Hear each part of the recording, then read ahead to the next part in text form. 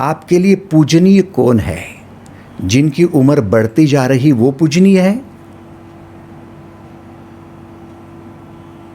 जिन्होंने आपका लालन पालन किया, आपको गोद में बिठाकर आपको भोजन खिलाया, वो पूजनीय है?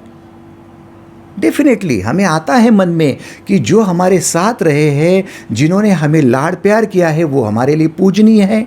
नहीं। पूजनीय कौन है? पूजनीय वो है जो शांति के रास्ते पर चलते हैं, जो खुद भीतर से शांत है और दूसरों के जीवन में शांति भरते हैं। पूजा तो उनकी होगी। ऐसा क्यों? क्योंकि शांति का रास्ता ही धर्म का रास्ता है।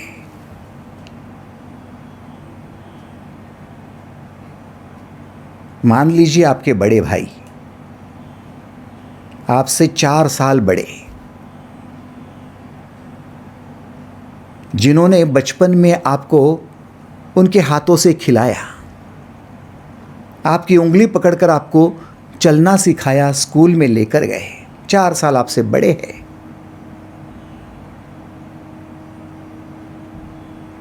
और किसी आतंकी गुट में अब वो सम्मिलित हो गए हैं, आतंकवाद फैला रहे हैं, आतंकवादियों का साथ दे रहे हैं और समाज में उसकी वजह से अशांति फैल रही है। क्या आपके सगे भाई जो 4 साल बड़े हैं वे आज भी पूजनीय रहेंगे? प्रश्न तो आपको खुद से करना ही चाहिए। आपका मन उद्विग्न क्यों होता है? दुखी क्यों होता है? परेशान क्यों होता है? आपको पता तक नहीं चलता। आप बातें तो बड़ी बड़ी कर लेते हो कि ये मेरे लिए पूजनीय है, लेकिन क्या आप जानते हो कि नहीं, वो मोह के कारण हो रहा है। जिनसे आपका नाता रिश्ता नहीं, और वो यदि आतंकवादी होता है तब उसे भी आप पूजनीय कहेंगे क्या? कहीं मोह के कारण तो नहीं हो रहा? ढूंढना पड़ेगा, दर्शन करो, मन की स्थिति को जानो कि आपका मन मोह में अटका हुआ है। पूजनीय सोचो तो, उन्होंने समाज में जो अशांति फैलाई, समाज में जिनकी वजह से खून हो गए, समाज में जिनकी वजह से परेशानियां बढ़ गई, क्या वो पूजनीय रह गए?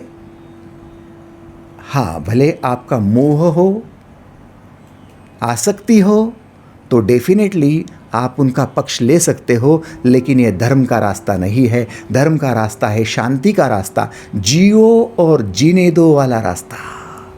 खुद शांति से जियो, दूसरों को शांति से जीने दो। खुद की प्रगति साधो, दूसरों को प्रगति करने दो। खुद का विकास साधो, दूसरों को विकास करने दो। खुद का जीवन खुशियों से भर दो और दूसरों का भी जीवन खुशियों से भरने दो। ये है धर्म का रास्ता। और जो लोग धर्म का रास्ता भटक गए हैं, भूल गए हैं, चाहे वो आपके सगे संबंधी क्यों न हो, लेकिन आपको तटस्थ रहने की आवश्यकता है।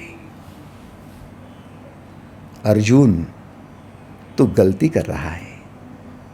पंडितों जैसी बातें तो बड़ी बड़ी करता है, लेकिन तू ये भूल रहा है कि तू जिन भीष्म पितामह की बात कर रहा है, स्वभाव उनका अच्छा है। गुरु द्रोणाचार्य की बात करता है, भले वो तेरे गुरु रहे होंगे, लेकिन आज वो आतंकियों का साथ दे रहे हैं। इसलिए तुझे अवेयर रहना पड़ेगा कि समाज में अशांति फैलेगी, उनके विरुद्ध तुझे खड़ा ही रहना पड़ेगा।